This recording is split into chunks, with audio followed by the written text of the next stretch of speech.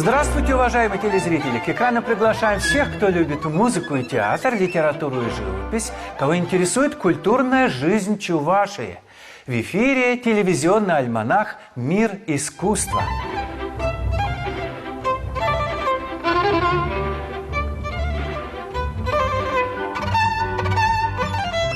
Наша программа о жизни двух замечательных чувашских писателей. Поэта и драматурга, пронесшего традиции чувашского народа по небосводу культурного пространства Евразии Якова Ухсая и его жены, известного прозаика и драматурга Марии Ухсай. Передачу составили рассказы их дочери Ульхи Ухсай.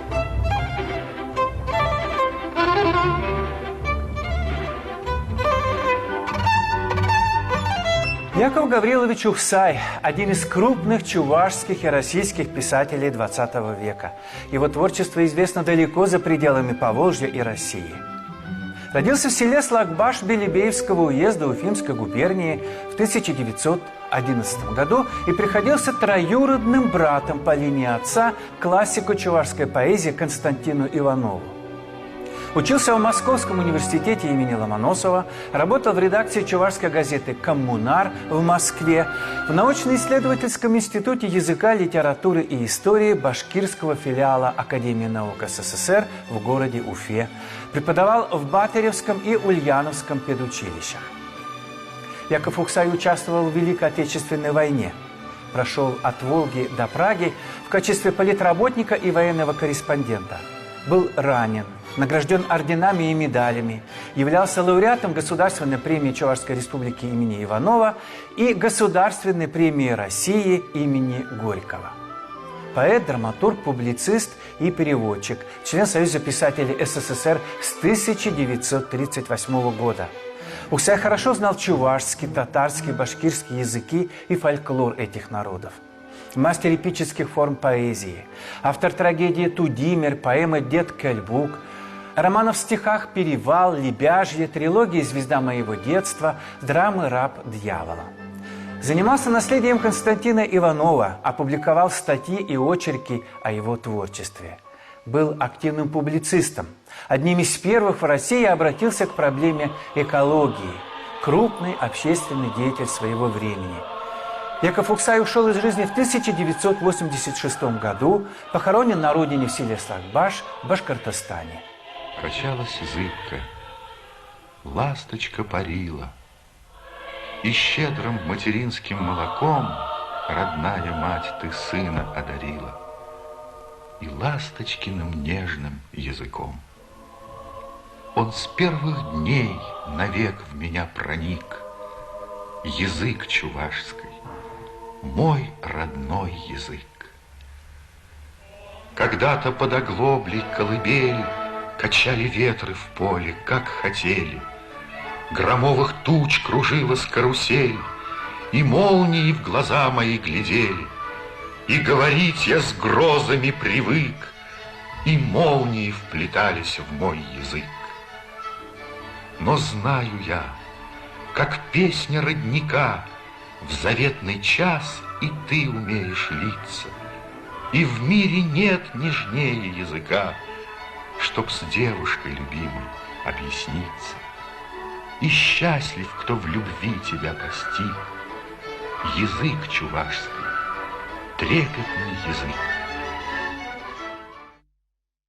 Но музей просто так не сделаешь. Мне очень помогли люди. И вы знаете, мне помог Абрамов.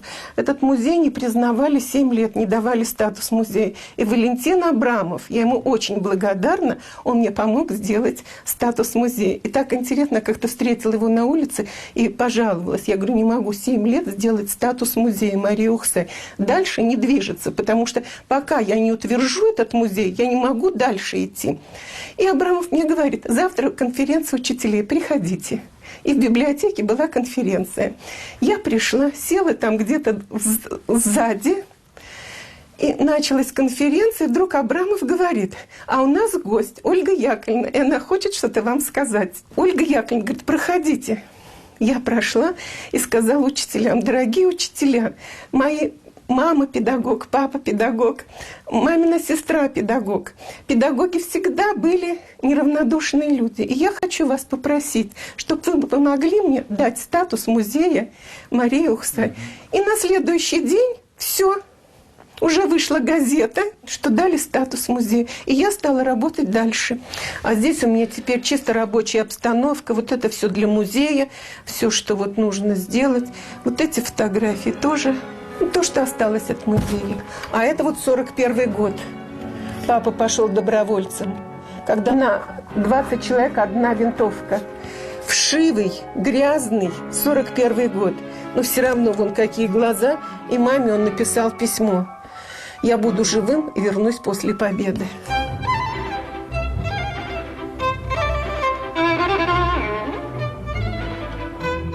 Село Карачево Козловского района нашей республики – родина супруги великого поэта Марии. Здесь он провел долгие годы творческой работы. Музей Якова Ухсая открыт и действует на его родине в селе Слакбаш в республике Башкортостан. Неутомимой деятельностью дочери при сельской библиотеке села Карачево открыт небольшой музей, посвященный творческой семье двух крупных деятелей литературы Якова и Марии Ухсай. Экспозиция его посвящена не только жизни и творчеству писателей, но это еще и ценный материал, достоверно отражающий историю эпохи чувашской культуры XX века. Вот вышла книга «Самана» на 100-летие Ухсая, да? И книга открывается, первое стихотворение написано в 24 году, и как ведь оно, первая строка «Тар икнечух», «Щамга жинчень тар икнечух». Это мальчишка, это в 14 лет он такое стихотворение пишет. И оно было ведь напечатано. И папа, вот, он удивительный человек. Я всегда удивлялась, восхищалась, и до сих пор вот он мне как вот в конце говорил: дочка, все, что я написал, было задумано мной в ранней молодости. Вот я хочу сказать молодежи, задумано в ранней молодости. Это самый такой творческий порыв, когда человек строит планы. И мне кажется, папа был доволен тем, что он сделал. И кроме поэзии ведь... вот я говорила насчет 7-го тома, что нужно обязательно Чембер напечатать. И я поговорила с Георгием Иосифовичем Федоровым. Это умнейший человек. Вот, может, со временем оценят его мудрость, его философию. И он прочитал Чембер. Он говорит: я напишу отзыв. Это шикарное произведение, да? И вот Георгий Иосифович умер. И я счастлива, что знала Георгия Иосифовича. Мы с ним очень много говорили о Чембер. Потому что Чембер... Папа был в Симбирске и собирал материал. Он был там в архивах, он говорил с людьми, которые жили вместе с Яковлевым и с Константином Ивановым. И Чембер – это очень правдивое, правильное произведение. И жаль, если оно не будет напечатано. И папа говорил: это книга всей моей жизни. Но почему-то Яковлева принимает... У папы немножко другое восприятие Яковлева. Еще Геннадий Никандрович был очень против. Но что интересно, как совсем как кончина Геннадия Никандровича, я встретила его в гуманитарном институте. Он меня увидел в коридоре, далеко увидел меня, Ольга Яковлевна, и шел ко мне. Обнял и говорит: я хочу, говорит, повиниться. Ухсай был прав, я был неправ. И правда, нельзя так воспринимать Яковлева и Константина Иванова. Ведь люди разные бывают. Вот Яковлев, он не мог быть таким, как его все время представляют каким-то добрым старичком. Если бы он был таким, он бы не сделал школу. И сейчас вот мы говорили, вот очень здорово мне подсказало то, что я смотрю Мишку Ефремова. Да? Вот какой он. Вот вы знаете, Яковлев был как Мишка Ефремов. Мишке Ефрему только бороду приклей, это будет Яковлев. Он такой же талантливый, сумбурный, амбициозный. Такой же, как Яковлев был. И Олег Ефремов был женат на внучке Яковлева. И вот родился внук, правнук. И вы посмотрите, часто на улице мы видим, идет дед с внуком, да? И у них копия, они разговаривают одинаково, у них походка одинаковая. И также, мне кажется, Яковлев, он такой же, как вот этот Миша Ефремов. И естественно, что Яковлев так себя вел, как в Чембере. Месяц март к концу подходит, смотрит солнышко нежней, и в Сельби, селе Чувашском, начал таять снег дружней. Почернели косогоры под живительным огнем, на холмах трава густая пробивается кругом. Плача вдаль зима уходит, хоть была люта, грозна, и холодные льет слезы о прошедших днях она. А он человек, он не может быть таким. Я имею в виду по отношению к Константину Иванову. Ведь Константин Иванов был выброшен оттуда. Да. И он уехал умирать в Лагбаше. И ведь есть письма Пиросковья, очень обиженные. Да? И с другой стороны, можно понять Яковлева. Ради своей школы он жертвовал Константину Иванову, чтобы была школа. А Константин Иванов, он молодой, амбициозный. А Яковлев и он, ведь он больше пантеист, как папа. Он не христианин. Потому по воспитанию, по восприятию природы. Вы были в Слагбашах, какая красота? Да. И вот эта красота тебя покоряет, эта природа тебя растит. И вот он был пантеист, как папа. Папа тоже всегда говорил, я пантеист.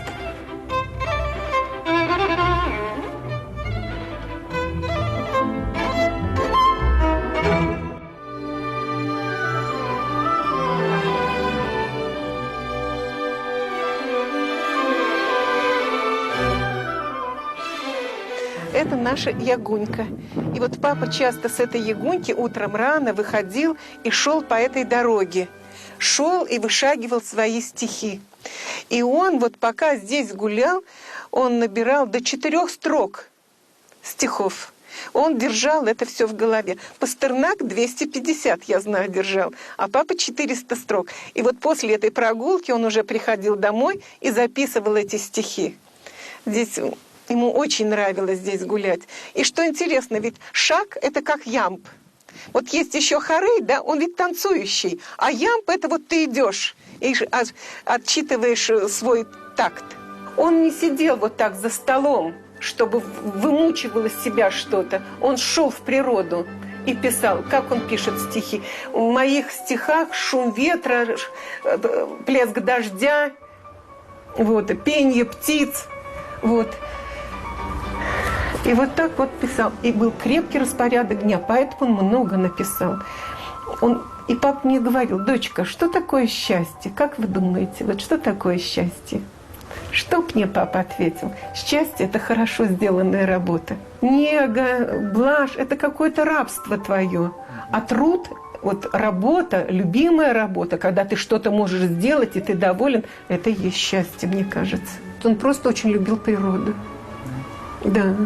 А где-то? И потом вот Пушкин даже говорил, что напишешь в городе, разве что эпиграмму. Да? Хорошо, а потом же Пушкин еще говорил, деревня наш кабинет. Вот не скажешь, что он был деревенский человек, да? А потом папа, он был созерцатель. Он созерцал. Вот сейчас это очень мало вот таких вот. И он как вот говорил, вот мальчик скачет на коне, я представляю, что это я скачу на коне. Вот мужчина там пашет землю, я считаю, что это я. Он как-то вот в его шкуру влезал, вот, видимо, вот. Мальчик скачет на коне. Вот я, значит, возвращаю своей молодости. Это, кажется, я скачу. Когда, скажем, мне 7 лет было, или 8, или 9. Вот идет поезд. Из окна смотрит молодой парень. Я вспоминаю то время, когда я в Москву ехал учиться в университет. Это, значит, я еду, значит, мне представлять. Я еду. Это мне представляется. Скажем, через 70 лет кто-нибудь родится на той земле, вот на Сибирской земле, где Иванов родился, я родился. Это я снова рождаюсь, как бы. Для этого и мне хочется, чтобы тот, который через 70 лет родится, прочитал бы мои произведения и узнал, как люди жили в мое время. Орлова-Шузьма одно время очень начали преследовать и травить. И тогда Орлов-Шузьм пришел к нам домой и я была свидетелем их разговора. Папа говорит: Аристарх, что там говорят? Ну, молодой женился. И Аристарх говорит: Яков, ты знаешь, у нее такой голос. И он стал говорить, какие у нее октавы, как она поет. Ты знаешь, Яков, я из нее сделаю великую певицу. У нас такого голоса еще в Чувашии не было. Вот вы знаете, и я поняла Аристарха, и папа его понял. И, видимо, как-то он его поддержал. Потому что Аристарх, у него не было возраста. Он был весь в музыке. И он встретил этот шикарный голос, который его покорил.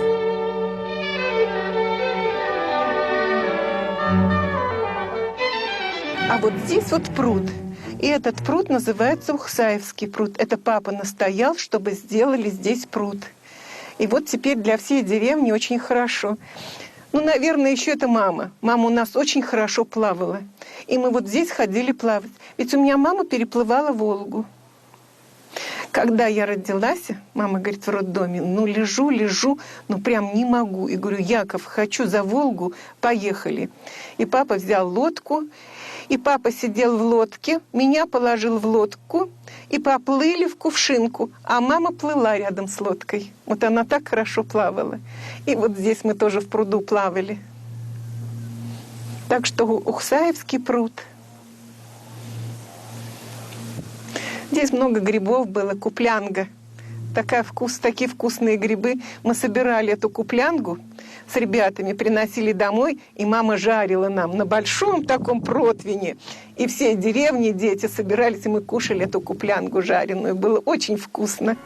Только жизнь, она как Волга, потому от всей души буду здравствовать предолго, говорю вам, чуваши. Я люблю людей и смею вас заверить, что о них я еще сложить успею все 148 книг. Он вообще музыку изумительно воспринимал. Вот даже когда он болел, как-то я встретила Орлова Шузима на улице, как, говорит, Яков, говорит, я говорю, да вот папа болеет. Но, говорю, когда я включаю музыку, мы говорим, очень, да, говорит. И на следующий день пришла Лена с подружкой. И они папе пели. Наверное, полдня. Папа был так счастлив. Это супруга Аристарха. Орлова Шузима, да. И они, вот это было счастье. И я их угостила вином, а папа говорит, а мне? И папе я дала ложечку вина. И был счастливый день.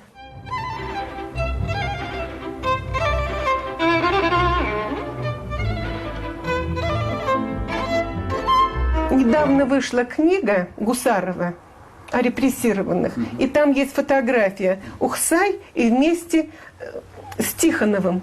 Они были друзьями. Это 1936 год. И они сидят вот так обнявшись. Тихонов, он очень хороший был литературовед, критик, видимо, такой. Ну, молодые они еще, только начинающие. Вот я могу вам в компьютере показать его фотографии. И у него внешность такого отличника, такого послушного. И папа рядом с ним, да? И ведь как, их арестовали вместе в 1937 году. Тихонова расстреляли, а папа же удрал. Он же удрал. Откуда? Из тюрьмы. Есть запись. Хотите, вам прочитаю? Начальник в Октябрьскую ночь меня своими допросами довел до бешенства. Вынул пистолет и закричал: «Застрелю!» Он охрип и от усталости пистолет положил на стол. Я этот пистолет сдал и приставил к колбу начальника и сказал: «Подпишите, разрешите мне выезд из вашего района». И он подписал бумажку. Тогда в глубинном районе трудно было встретить не только легковую, но и грузовую машину. Я кое-как на попутном грузовике доехал до станции Канаш. Тогда не было еще железной дороги до Чебоксар. Редко курсировали автобусы. Из большой очереди я добрался до кассы, показал свой московский паспорт, полученный еще в 1932-м. Молодая кассирша, узнав во мне врага, отказалась продать билет. Я глубокой ночи, когда в темноте меня никто не узнал, сел на грузовик, груженный столами, стульями и шкафами на крутом повороте в 7 верстах от мочального города Цивильска. Грузовик повернулся. Я успел заметить холодные звезды на горизонте. Очнулся утром 16 октября 1937 года на мерзлой земле с разбитой левой ногой и разбитой грудью. Пролежал до рассвета. Дальше комментировать не буду, вернусь к нему в следующем письме, когда найду время. А это вот 37-й год, папа. И почему я говорю, всегда надо как-то вот противостоять всему, знать себя, быть уверенным в своих силах и противостоять.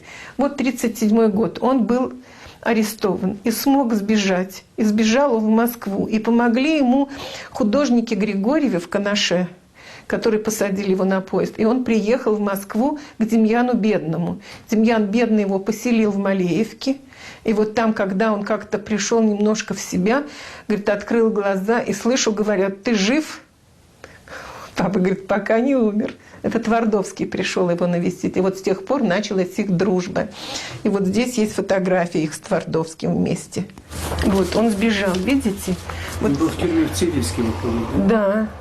Он дважды его сажали, он дважды убегал. И вот благодаря вот тому, что он спрятался у Григорьевых в Канаше художника. Он там немножко его подлечили, и когда он мог встать уже вот на костылях, он поехал в Москву. Как он добрался до Москвы, это другая история. И оказался в Малеевке. И вот там Демьян Бедный, Фадеев и Твардовский сняли с него вот «Врага народа». Вот и я считаю, что правда лягушка не зря она барахтается, чтобы сбить молоко. Хотя здесь барахтаться все равно нужно в жизни барахтаться. Потому что правда, кто знает, где какая правда. Раньше были слуги народа, теперь они господа, да? Вот. И все равно нужно, видимо, гнуть свою линию и знать, что ты на что-то способен, и ты должен сделать то, что тебе предугадано судьбой. И папа это хорошо знал. Вот он всегда говорил, еще раз повторюсь, все, что я написал, было задумано в ранней молодости.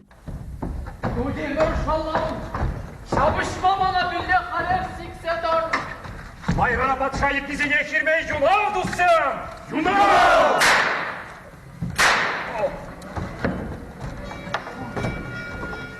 Мискертрат пропущуса! Будем речебе барышат дұссамар! Винсенде Тудимерде бірлевіне раксемар! Удыря! Удыря! Ушарт! Лажисен, Лажисен! Ерге, шут тенжене юратны бек, сана юратырам. Еплегітсенде, перендуй бұлмары дузым жымту деймір. Пере шура-шура шабышу, парле бұлма, парле бейніме. Бесі, отей. Сантавана жо.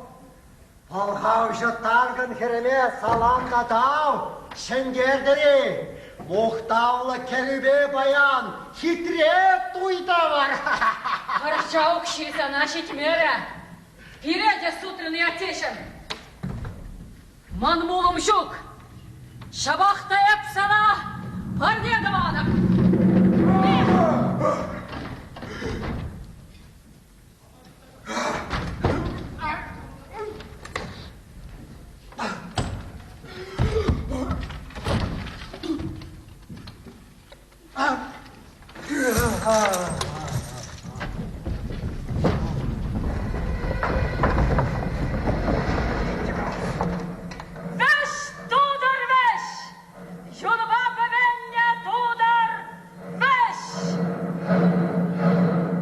Последнее стихотворение, наверное, которое было еще такое сильное, это 55-й год. Дед Кильбук, 50-й год. А после 55-го уже, знаете, он писал то, что задумано было в молодости. Вот у него нет произведений о нашей жизни. Но, правда, злобы дня у него нет. Нету. После войны уже не было.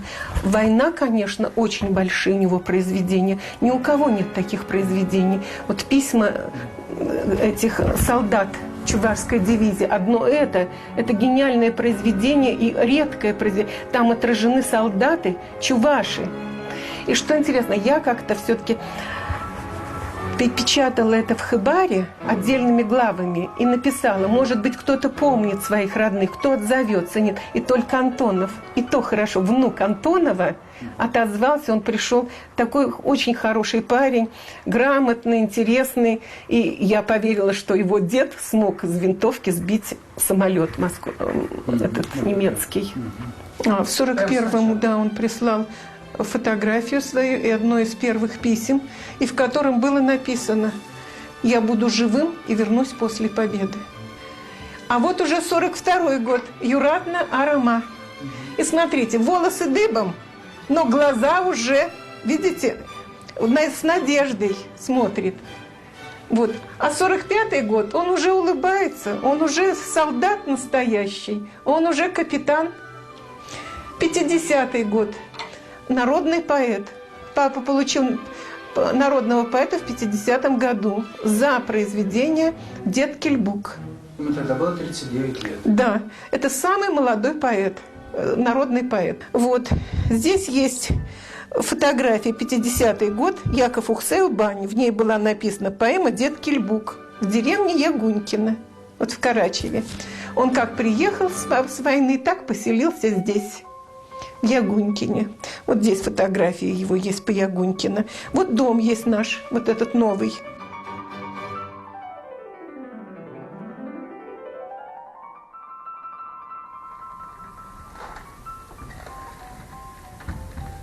Там стоит Димар. Телели вот. Шюреня жух, шарлешу нашу да вторуя. Таркандарлахи вельвай бадар. Аксан тыррузан үстер фигес, шелен шузадух мишера. Шултра бучахе, хамашпе кулам хамале. Тавак сана курагин кезим. Сана да азамат бичи. Никшанда сиринхер порно жан болдар. Акныдыр ратилеле сипле шумыр шудар. Эзир шудени бұрында чечек те шаттар. Суғын бадыр емрада. Этче. Суғын бадыр перебыл бадыр химзене. Челгі юмар дикенду Димар. Курга тип тебе хамырла. 61-й год. Папа депутат.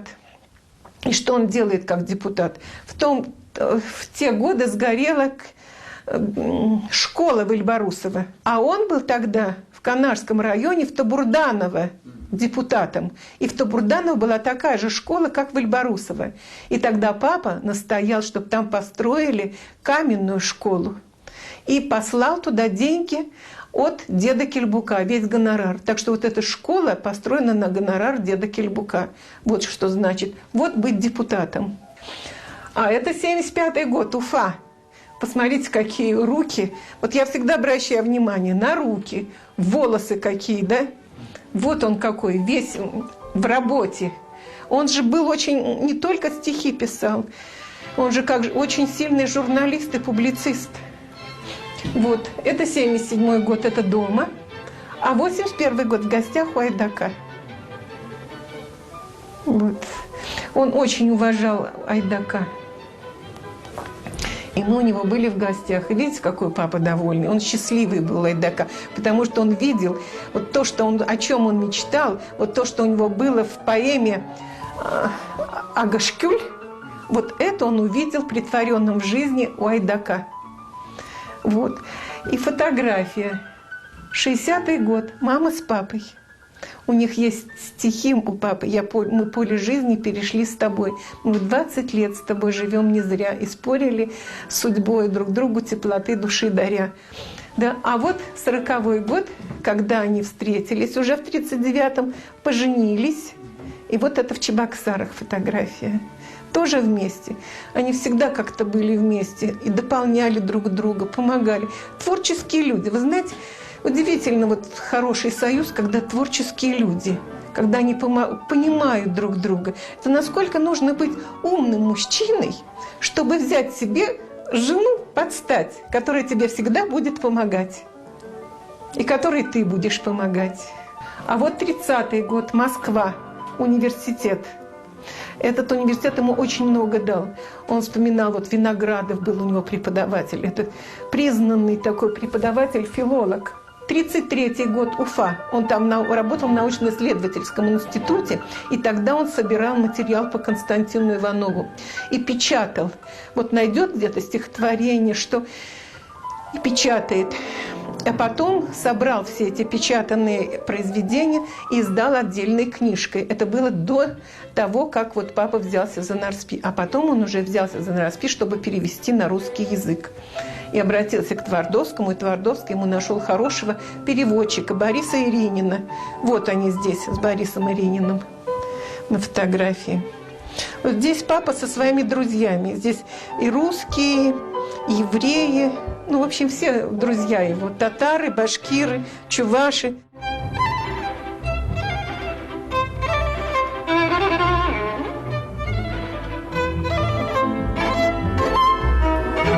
Эта книжка обязана тебе своим заглавием. Да. Буду рад, если она тебя чему-нибудь обяжет. Да. Твардовский. Твардовский, да. 39-й год. Да. Они дружны были очень. И папа вот всегда говорил, вот Василий Теркин он ему подарил, вот письма ему здесь вот. А то и здесь целый набор писем, когда Твардовский договаривался с Ирининым о переводе Нарспи. Потому что папа решил Нарспи вывести на международную арену. И нужно было перевести на русский язык хорошо. И он обратился к Твардовскому. И Твардовский сказал, я тебе найду отличного переводчика. И он нашел Бориса Иринина. Да, и Борис Иринин приезжал к нам со своей женой. Мы ее звали Баба Лиза. Вот. Ну, Иринин много переводил чуваши потом. Да. Очень много. Потому что ему нравились чуваши. Да. Он говорил, очень хороший народ. А деда Кельбука переводил Чуковский и Пеньковский. Сын Корнея Ивановича Чуковского. Да. Папа ведь с Корнеем Ивановичем очень был хорошо знаком. Как будучи студентом в Москве, они приходили к ним, и они его подкармливали, там студентов. Вообще собиралась такая литературная элита, молодые. И Чуковский, вот папа с ним был знаком. И Корней Иванович, Николай Корнеевич переводил. Он был очень интересный, высокий, стройный такой. У него жена Марина была ему под стать, длинноногая, с копной таких вот светлых волос, улыбчивая. Я ее очень хорошо запомнила. Они переводили с папой, с Николаем Корнеевичем, в Коктебеле. Вот Николай Корнеевич был очень интересный. И вообще пара такая аристократ, их сразу было видно. А Пеньковский, это вообще изумительный. Папа не вмешивался. Он уже читал готово и говорил, это гений. А Пеньковского вы, наверное, знаете по романсу. У него очень есть интересный... Мы только знакомы. Но Петр Градов вообще изумительный человек был. Ведь как он приходил к нам в гости, вот в этот кабинет, и он подарил папе книгу, и там написал, сейчас я вам покажу. Вот. Якову Ухсаю. Сюда я часто приезжаю, тоской неведомой, гоним. И в доме Якова Ухсая общаюсь с классиком живым. Это Петр Градов. Вот. И потом он еще пишет. «Люблю просторы ваши я. Это родной мне край. Синонимом Чувашии является Ухсай». И вот здесь вот смотрите, что это вот у меня. Это книги, подаренные папе. И они все надписаны. И вы знаете, вот эти надписи до сих пор сохраняют вот свое очарование. Потому что такие... Вот этот Яков Козловский. «Дорогой мой славный тезка, благодарю тебя за добрые слова. Обнимаю твой прекрасный талант и восхищаюсь твоей душевностью. Если бы имели эти сокровища знаменитый тебе кавказец, право, я был бы счастлив. Твой Яков Козловский». А какого кавказца переводил Козловский? Ну, Гамзатова.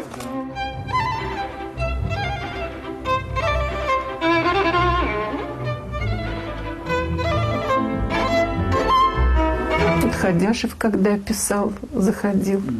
Но потом, правда, Ходяшев уже очень плохо себя чувствовал. Я как-то пыталась его пригласить в библиотеку.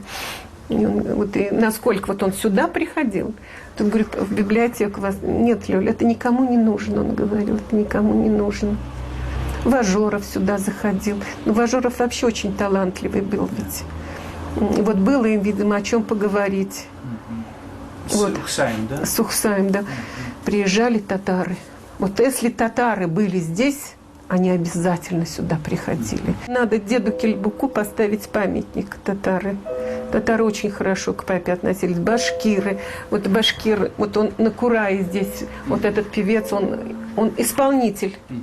Он кураист, да, он вот играл на Курае, вот они сюда приходили. Обязательно. Они вот папу любили татары, башкиры, русские. Вот. И башкиры вот подарили Салавата на коне. А Чапаева на коне так никто не подарил. Нина Яковлева. Она тоже всегда с восторгом говорит о творчестве папы. Яков Ухсай. В библиотеке Галина Павловна. Вот. Она говорит, кого печатать, как не Ухсая? То папа был очень сильной личностью, его уважали. И в Москве так, по Москве он ходил пешком, а я за ним еле успевала. Ой, у него такой стремительный был шаг. И в издательстве тоже пешком, лифтами не пользовался. И меня спасало то, что на каждом этаже он вставал, встречал знакомого, с ним переговаривались, и я в этом вот как-то отдыхала немножко. Вот. Он Москву знал, и вот со студенческих времен. И в литературном институте, мне Интип даже сказал, висит портрет Ухсая. Из чувашских поэтов там больше никого нету. И Аристарх Иванович рассказывал, когда он там учился... Аристарх Иванович часто сюда приходил. Когда он учился в Москве, там педагог ему сказал, а ты переведи Ухсая. Ой, ты переведи сейчас Тургана. Да, вот есть там Турган. Вот Аристарх Иванович сказал, вот есть Турган, я бы хотел. А педагог говорит, конечно, переведи. Ты знаешь, я знаю Ухсая, чувашского поэта, дед Кельбук. И, наверное, там отличные вот чувашские эти литераторы. Ты переведи Тургана. Он вот так сказал Аристарху Ивановичу. Ярослав Смеляков. Такой вот впечатление, изумительный человек. Такая биография. И он, встретились в издательстве, говорит, Ухсай, ему так понравилось стихотворение «Уфимский базар». Ему Твардовский показал этот... И он говорит, я хочу перевести. Папа говорит, ну, говорит, хорошо. И мы пошли к нему домой. У него квартира однокомнатная на площади Пушкина. И вот они переводили этот «Уфимский базар». Папа работал с переводчиками всегда, потому что он был очень строг к переводам.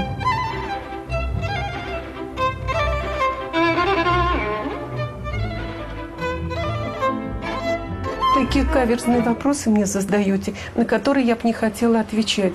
Раньше, конечно, были люди, которые очень любили Ухсая и читали. Вот я недавно Галину Михайловну встретила, дочь Зайцева Михаила Васильевича, да?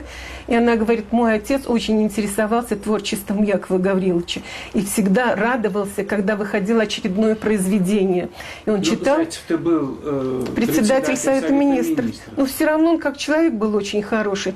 И он говорит, ты знаешь, ну такое произведение, он говорит, читал мне и говорил, Ухсай у нас, это наш Пушкин. И мне от Галины Михайловны так это вот приятно вспомнить. А потом даже Ислюков, он всегда говорил, Ухсаю слава не нужна, он нужен для нашей славы. И вот из этих слов вы можете сказать, как он его ценил. Арыкелян Александр Карапетович, мы с ним тоже были очень дружны. Это изумительный человек и патриот своего дела. Ведь все уехали, кроме Арыкеляна, отсюда. Он остался только со своей кафедрой, потому что это его детище, он не мог оставить кафедру. И вот также он был предан, по-моему, Якову Ухсаю. И вот у него даже статья такая была, что когда я, говорит, выхожу на улицу и вижу свет в окне Якова Ухсая, я так благодарен его дочери, что она помнит, что она сохраняет память об Ухсае. И Александр Карапетович говорил: ты знаешь, Лёля, я ведь читал его в подлиннике. На чувашском языке. На чувашском языке, да. А сейчас что происходит? Вот говорю, почему вы каверзный вопрос? Потому что идет сплошное умалчивание. Есть у меня одна работница очень хорошая, не буду говорить, где она работает, она мне сказала, я говорю, вот вы, говорю, с таким восхищением говорите о творчестве Ухсая, ну пишите о нем статью. Она мне говорит: Ольга Яковлевна, если я напишу, меня выгонят с работы. А почему вы так думаете? Это она мне так сказала. Архипов Геннадий Николаевич, да? Он мне очень помог с 5-м томом. Он мне помог. Он мне обещал помочь с музеем в Слагбашах. Ведь никто мне не помогал все делать. А вот он как-то даже просто слово, и то хорошо, да? И он мне сказал: Ольга, когда я стал вам помогать, я стал врагом народа. Вот из этого можно вот вывести. Поэтому я говорю, у вас вопрос каверзный. И когда папа вот уже заболел, вот мы поехали в Москву, нас послали в Каширку, в больницу. Что, мол, что, чего. Мы приехали в Каширку и зашли так, и возле регистратуры я говорю: пап, как вот, ну... И тут подошла ко мне очаровательная молодая женщина. Что, говорит, у вас? А папа так там... Я говорю, вот нам надо пройти по кабинетам, говорю, видимо, сделать какое-то заключение. Что... А она мне говорит: хорошо. Я вам помогу, но вы мне оставите вашу чудесную песцовую шубку. А на мне была такая маленькая песцовая шубка. Я говорю, с удовольствием. И вы знаете, мы буквально за полчаса, наверное, или просто мне так показалось, что мы быстро всех обошли. И последний врач мне сказал: поезжайте домой, он уже будет через месяц тяжелым.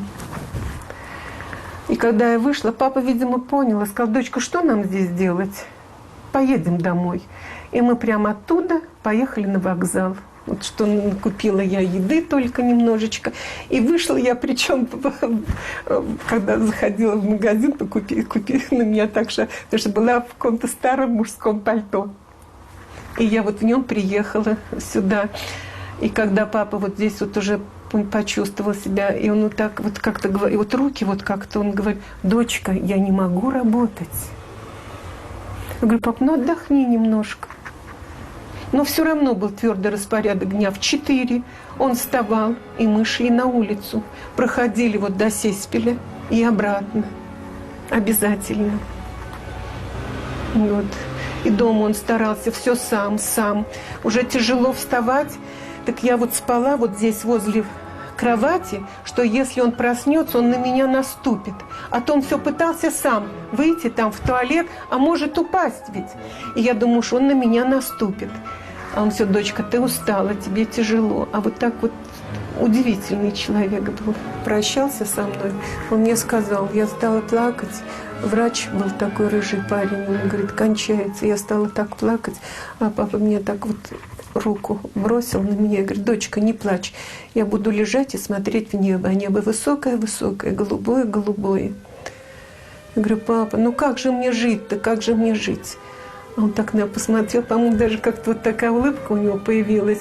Говорит: дочка, жизнь простая, и надо просто жить.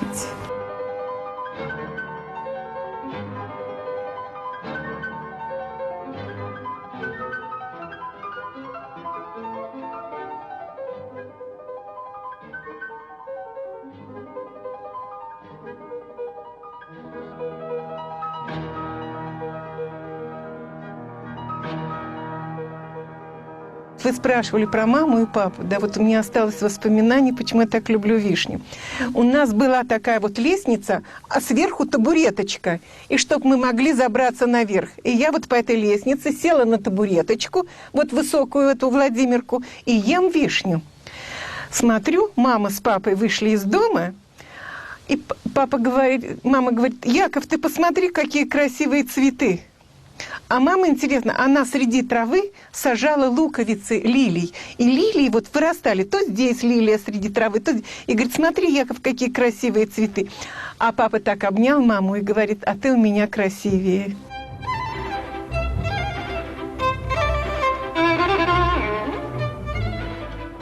Первая часть телевизионного альманаха «Мир искусства», посвященного жизни двух замечательных чувашских писателей Якова и Марии Уксай, завершается. Если она задела струны вашей души, если у вас появились советы и пожелания, звоните, пишите, связывайтесь по интернету. Я, Александр Осипов, и все, кто готовил передачу, желаем вам счастья и здоровья. До новых встреч!